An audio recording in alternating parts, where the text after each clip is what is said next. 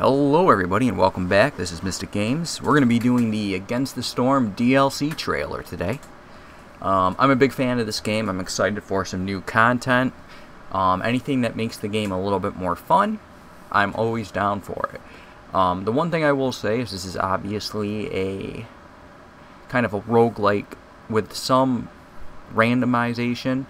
I'm hoping as they add more stuff, they give you more options to somewhat minimize the randomization in a sense to make it less of a random choice, like potentially give you the options to get rid of a species or remove one, you know, like from the pool for the map or something like that. That would be nice.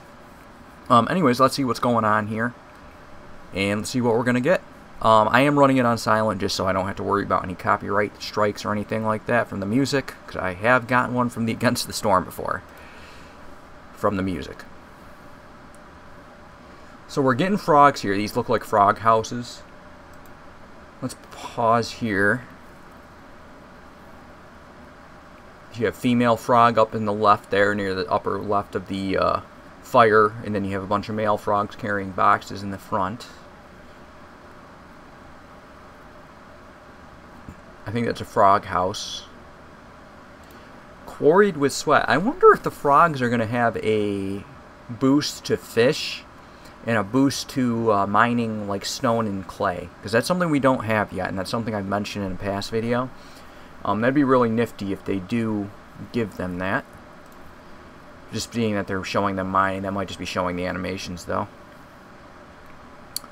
Something else I want to mention here that's really cool. We have like a dock here.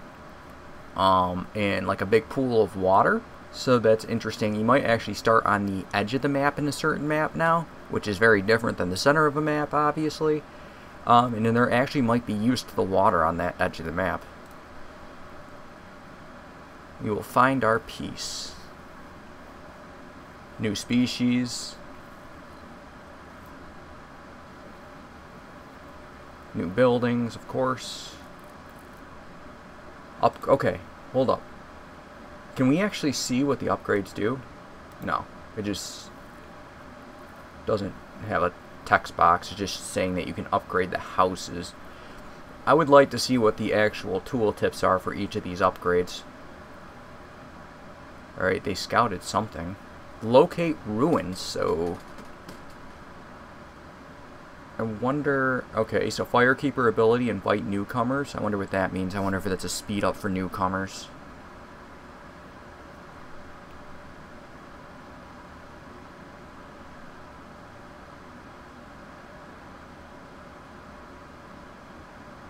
Oh, you can search for blueprints with that building. And then collect sunken treasure. There's your fishery right there, I think. I'm really intrigued to see how the fishery works. It's supposed to be like a coming September 26th. Alright, well, we're going to pause there. So, let me see here. That's the fishing building right here. I'm intrigued because I think it's supposed to be like, right now I think they have it set up for like, instead of having like 20 yield like most things have, it's going to start with a 60 yield. I'm assuming that will be increased by all your fire or your citadel upgrades, just like other nodes are too, so you can probably get it up to like 70 or something. And then there's probably bonuses where you can get more yield, like upgrade bonuses like you can with stone and other things. Let me actually read the features here, because they did release a thing. So Keepers of the Stone brings a new layer of replayability and variance, which is always good. We like a little bit of variance and replayability. You have the frogs, which their expertise in stone masonry and rainpunk into your strategy. So I have a feeling that they will get bonuses from yields on stone and clay. And maybe it will even something with construction. That'd be interesting too, but I'm assuming it's just stone and clay get a increase, and maybe bricks or something with them. Rainpunk, that's interesting. I'm not sure how that would work out. If they're going to be similar to foxes where they just get more water. And they're good with like water type stuff. Doesn't mention fishing though. That's kind of a downer if that's not the case. I would like to see somebody get a bonus from the fishing. I wonder if they're just going to kind of lump that in with humans. But that farming and fishing are different, so I'd hope they don't go that route. And then it says, embark to the Coastal Grove, which is the new biome where every settlement begins on the shores of a bay. And you can find treasures both inland and in the waters. I'm assuming the treasures, because from what I saw on the map here, it wasn't any different. Really didn't look much different from normal maps. Like, right, here's your... Right, you have on the left and the right, you kind of have like a river running through, but then you have just normal zones, it looks like. Although there is land on the other side of the bridge here, as you can see, it looks like it has zones in it, so I wonder if you can actually travel across the water and have like some way to get across, because that'd be an interesting kind of thing to do. It would probably be not... The issue with that is I'm thinking about, this game is a lot about efficiency, and I don't know if that would lower efficiency, but... Launch expeditions to acquire blueprints and powerful perks. Yep, we saw that happen. It's kind of like an extra search feature that you it looks like you start off right with it, or at least you have the access to the building right off the start. So it's kind of like getting a big zone found, and then you can just send somebody to essentially take the time to search for items, just like you would take away a cache or something, except it's consistent. You can keep doing it, it looks like. Despite the limited supply of blueprints from the Queen, you can finance water strides to search for blueprints. That's interesting. So you might have a limited blueprint. Oh, that would be interesting if they take away your blueprints. Maybe you just get less access to blueprint choices, and the best way to actually make up for that is searching in the water. Without playing, I wouldn't know. They didn't really show getting blueprints in the trailer. Construct new buildings: pantry, cannery, and frog house. Each offered only to the frogs. Wait, is that something that's been happening? Like, do certain species, does it take it out of the pool when they're not in there? And I've just never noticed that? Or is that something new? Because if that's something new, hopefully they, wow, they should really list that for every species when they, like, you click on them. If there's only specific buildings for them. Because that would be actually really good information to have. That's the first I've ever heard it. I can't think of any time that's would be the case. Alright, anyways, I'm getting off track here. Use Frog's starting ability to locate nearby ruins and rebuild them to gain access to an extra building. Okay. Use Frog's starting ability to locate nearby ruins and rebuild them to gain access to an extra building. So that's interesting. Do frogs just automatically spawn a nearby ruin, or is it saying a nearby ruin on the map naturally, just like everything else would naturally spawn in? Because everyone has access to ruins already. They just have the ability to locate them. Nearby ruins. It has to be similar to like the humans finding fields, where you just find the closest one to your settlement, which would give you an extra building. The only issue with that perk is you're not going to know what building you're getting, so that might not always be super helpful, because sometimes getting a random building can be positive, but it might not be a building that's fantastic.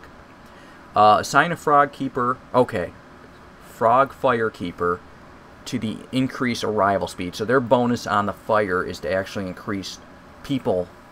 That's really interesting. I can see some strategies for that, to switch off your fire keepers in and out. It's kind of like harpies and lizards tend to be very useful just due to the resolve bonus. Like when I play, I tend to, if I have harpies and lizards, I'll swap them out at certain points in the game.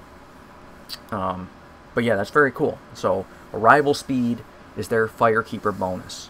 I could actually see that being worthy of a slot. I'm going to have to see how the timer on that one, though. Build and upgrade your frog houses up to 4 levels. Alright. Each providing 2 unique benefits to choose from.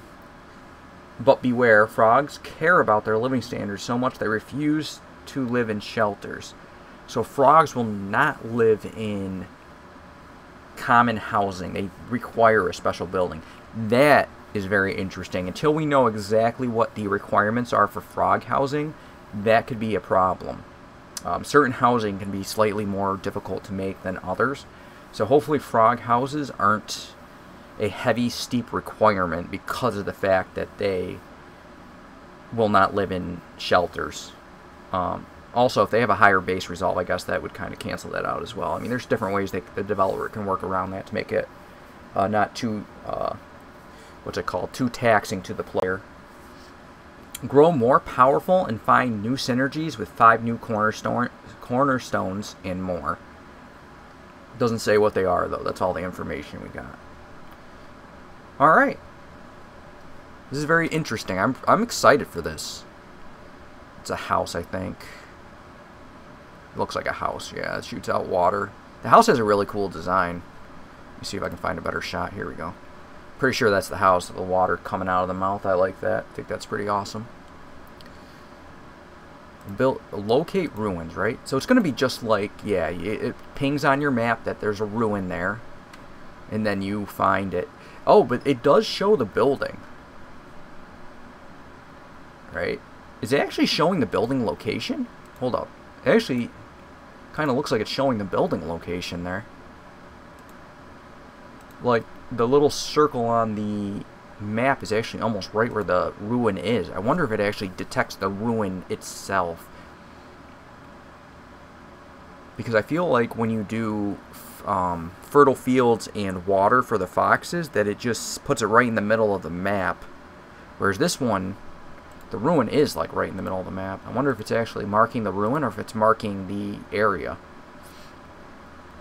Because that's actually helpful too when you just so you kind of know the layout. That could actually be. I'm not saying it's like game breaking or anything, but that would be nice to. It'd be like a nice little bonus knowing where it's going to be located when you do take it, for pathing roads and everything. All right, they have the ability to invite newcomers, which you already have. Invite newcomers is just going to speed it up. So this doesn't really show anything different. I'm trying to see here.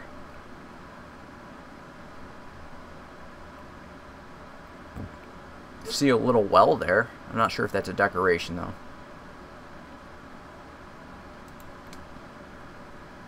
Interesting. This is interesting to me. The expedition. Okay, so the expedition has a cost, and then oh, okay. So this is cool. So you actually have different.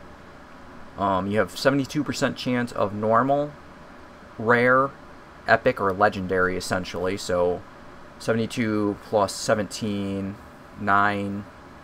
89% chance total right there, and then 8% plus that would be 97. So there's like a 3% chance of a legendary find, 8% for an epic, 17% for a rare, and 72% for just a common. So you actually have different chances.